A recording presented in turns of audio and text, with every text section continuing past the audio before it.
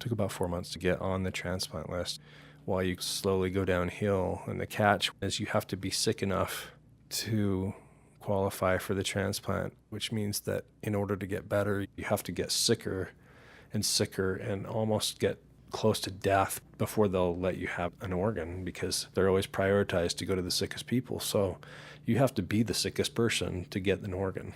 When you'd go in for labs every week, we would be glad when your numbers went when my numbers worse. went worse. And you wait and you wait. So what did downhill look like for you? Well, ultimately I lost 80 pounds in less than a year. I couldn't eat much at all. I remember just being nauseous all the time. And part of this is that we heard that like a quarter of the people on the list don't even make it. So what did that feel like? I was so committed to doing everything they tell me to do. Your health kind of became your full-time job. It did. And my part-time job. And your almost full-time job too. And luckily I had you, because there were times I just felt so sick I couldn't even like get out of bed. Josh and Leah would come lay in bed with us. Yeah, and we kind of adjusted things in the family. We tried to do more reading as a family, or things that didn't require a lot of physical effort. I had no idea when they were going to call me to get my transplant. I'd received a bunch of false alarms. They would call me and they'd say, "You're not the candidate, but be ready just in case the organ doesn't fit the person that it's meant for. You'd be like second runner up."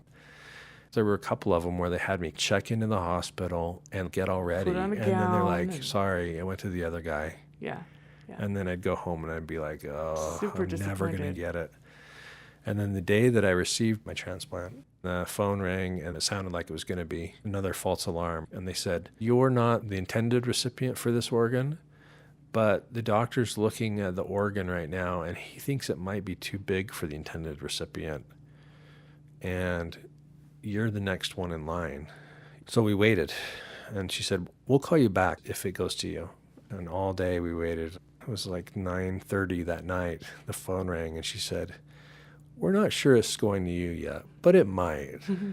Why don't you just come into the hospital and pretend like it's going to go to you?" And so we checked into the room and the nurse comes in and she says, "We still don't know. It might go to the original recipient, but let's just pretend like you're going to get it. And why don't you go take a shower with this special antibacterial soap?" Right after I got out of the shower, she comes in and she says, "Okay, you're going to get it." And I said, "That's great. When?" And she said, "We're willing you in right now." My surgery started at midnight. And early the next morning, I got my new liver. I remember waking up from that surgery, and immediately I knew something was different. It hurt, but I remember feeling like something is working. And it was definitely going to get better. Wow. I could tell. I was actually one of the lucky ones because I made it out of the hospital within a week and was able to go home and continue care at home. You were there for me at a really critical time when I really needed someone, and I really love you for that. I love you too, and I'm glad I could be there.